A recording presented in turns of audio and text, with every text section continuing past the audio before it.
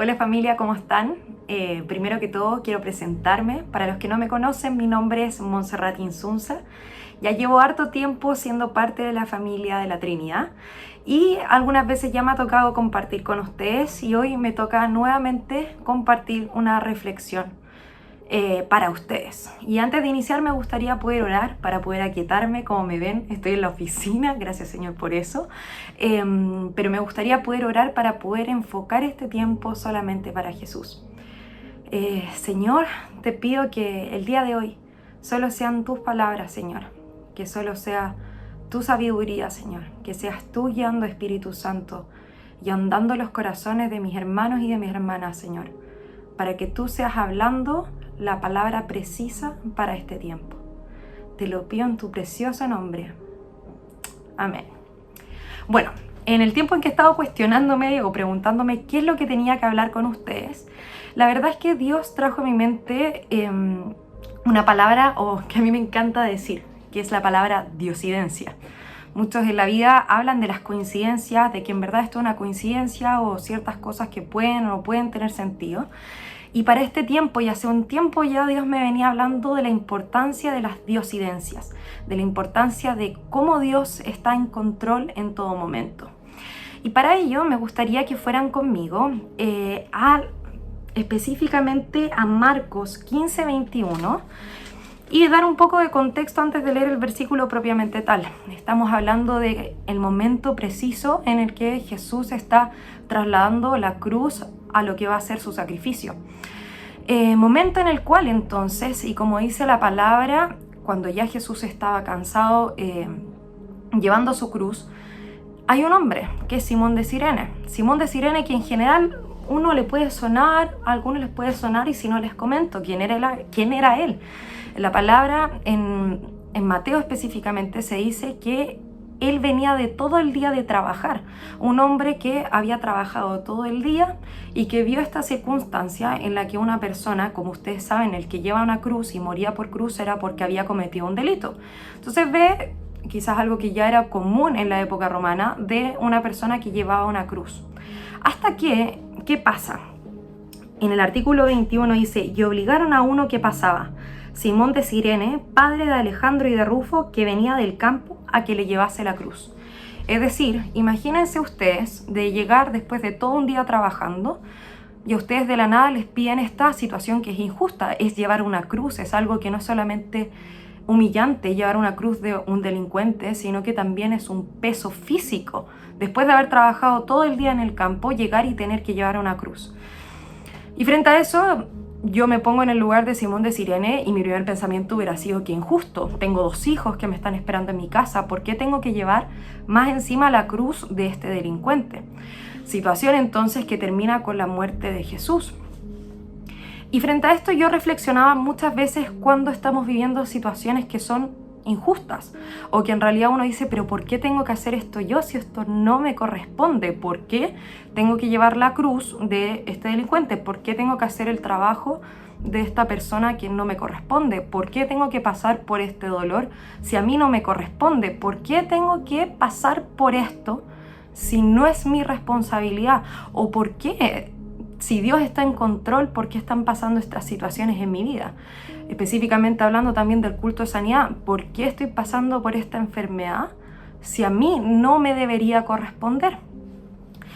Y frente a ello, nosotros, al menos cuando lee la historia de Simón de Cirene, uno dice, la historia de Simón de Cirene que hasta aquí. Él llevó la cruz, ayudó a Jesús, y luego de eso Jesús muere. Y pareciera que en verdad eso es todo. Pero lo maravilloso de la palabra, lo maravilloso de Jesús, es que todo lo que pasa en nuestras vidas tiene un propósito. Todo lo que ocurre en nuestras vidas es una diosidencia. Dios está en control y Dios tiene un plan maravilloso para cada una de las cosas que nos pasan. Y como en la Biblia es maravilloso indagar y es una invitación para ustedes, indagar, comerse la palabra hasta encontrar perlas que sean para nuestra vida. Una vez leyendo mi Biblia vi esto y vi la pequeña referencia. No voy a decir que esto fue revelación así como que yo la encontré, porque no es así, sería mentir. Pero vi las referencias y por eso si tienen Biblias con referencias, aprovéchenlas. Y veo que aparece una referencia de esta situación con Romanos y yo dije, ¿por qué tiene que ver Romanos en todo esto? Y los invito a ver por qué tiene que ver Romanos en todo esto.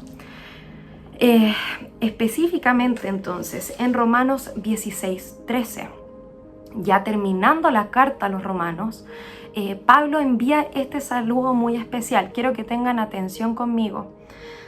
Saluden a Rufo, distinguido creyente, y a su madre, que ha sido también como una madre para mí. De nuevo, a ver si lo percatan. Saluden a Rufo, distinguido creyente, y a su madre, que ha sido también como una madre para mí. Podrán decirme, pero Monse, ¿qué tiene que ver Simón de Cirene con todo esto?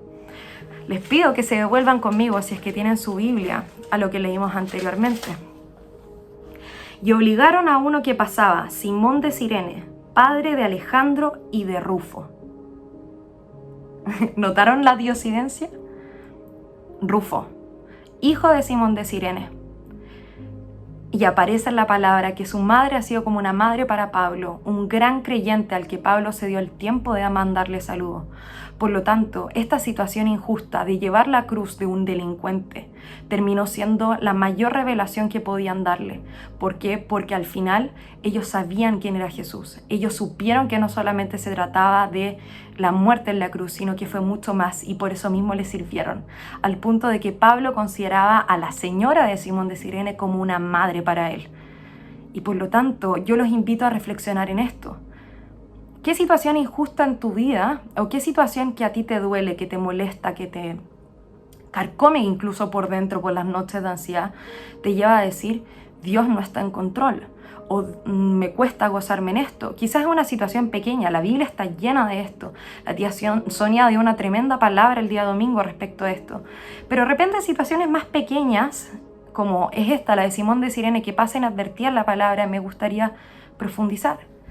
Me gustaría poder profundizar en eso, en el día de hoy. ¿Qué está pasando? ¿O qué ha pasado en tu vida que te ha costado sanar porque no le ves sentido? Porque déjame decirte que para Dios todo tiene sentido. Para Dios todo tiene un propósito. Las cosas en nuestra vida no pasan porque sí.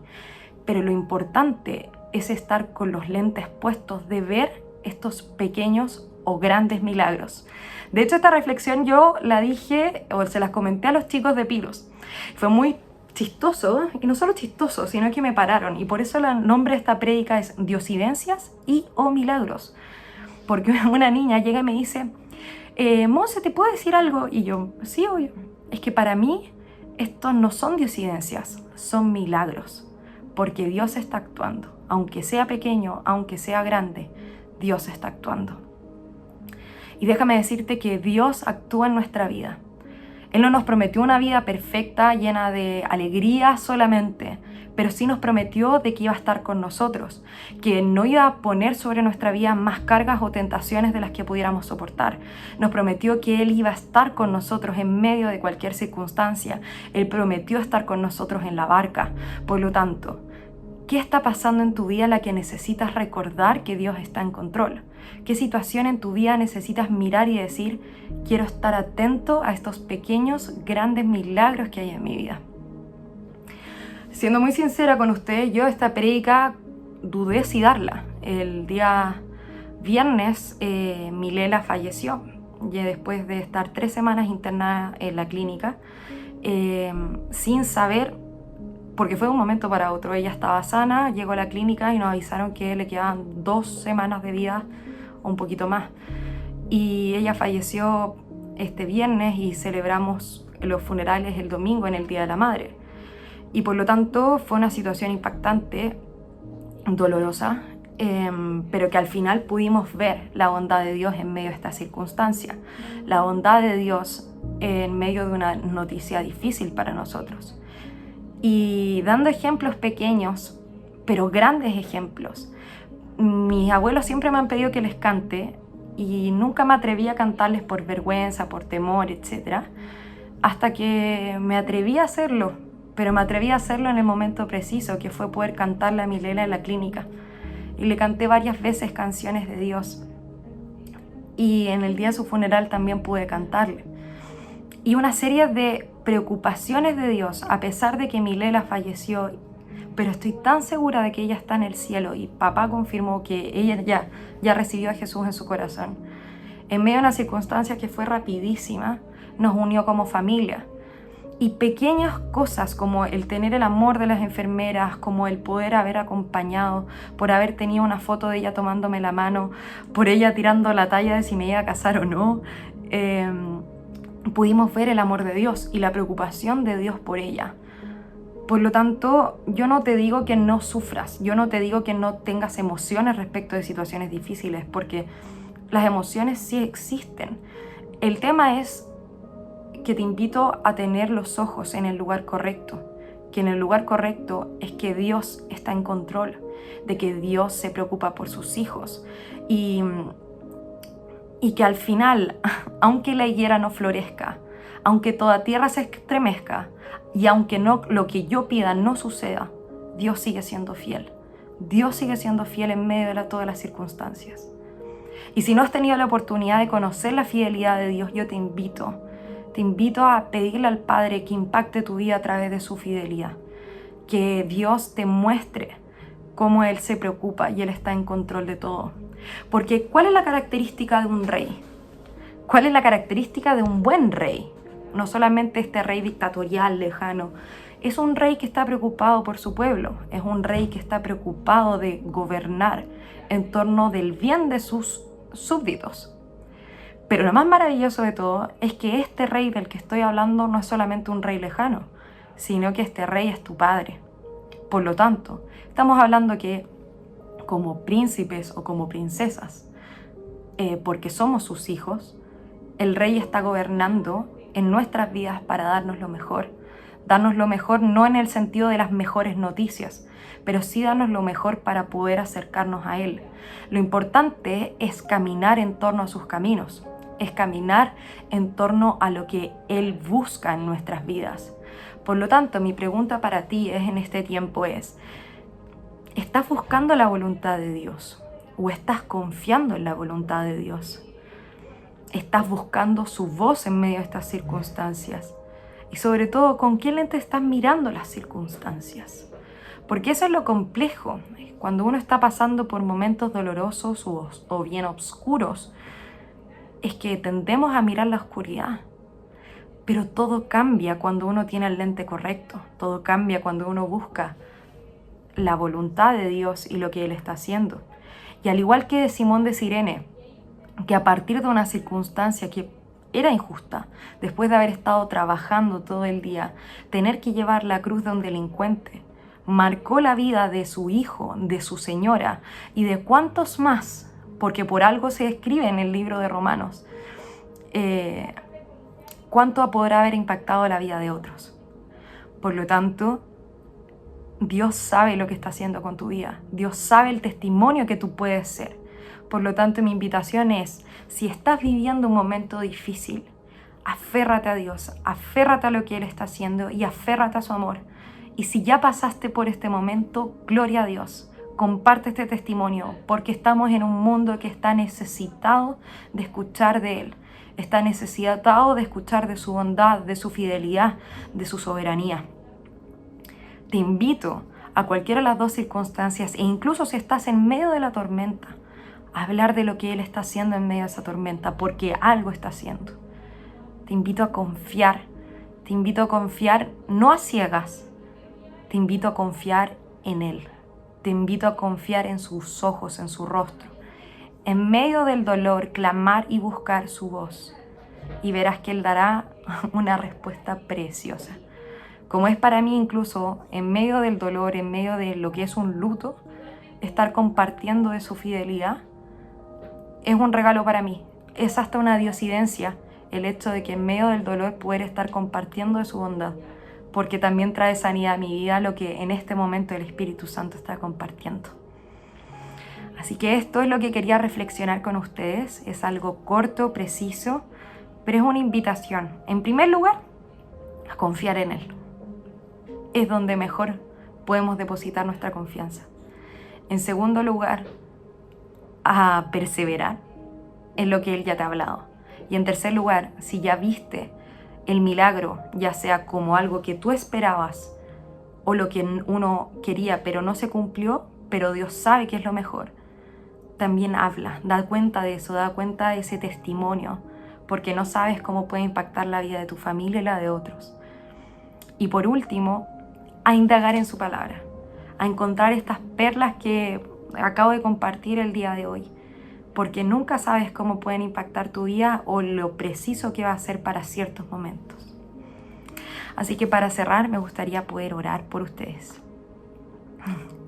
Gracias, Jesús, porque, Señor, tú eres tan generoso, Señor, que incluso en el momento más difícil, uno de los momentos más difíciles que fue en medio del dolor y de la humillación de llevar la cruz, Señor, tú estuviste en control hasta de las personas que tenían que llevar tu cruz, Señor, para poder impactar la vida de esa familia y la de otros. Y gracias porque en nuestra vida, Señor, tú estás preocupado, Señor, de cada uno de los aspectos de nuestra vida. Gracias, Jesús, porque tu amor es inagotable, Señor. Y gracias porque tú eres soberano. Señor, ponemos nuestra confianza en ti. Ponemos nuestras preocupaciones, nuestros dolores, nuestras enfermedades, e incluso el propio orgullo de quizás que se cumplió ese milagro que estabas esperando, pero creíste que era por tu mérito propio y no le diste las gracias a Dios. Señor, te damos gracias por ese milagro también, porque eras tú, oh Señor, en lo grande, en lo pequeño, actuando, Señor. Gracias por esas diosidencias que ocurren día a día, Señor, y que marcan nuestra fe, Señor, porque son una manera de poder acercarnos aún más a tu corazón en cuanto tú nos amas. Y te pido, Señor, que en estos días los que estén viendo este video, Señor, puedan ser impactados aún más con estas muestras de tu amor. Te lo he pedido en tu precioso nombre, Jesús. Amén.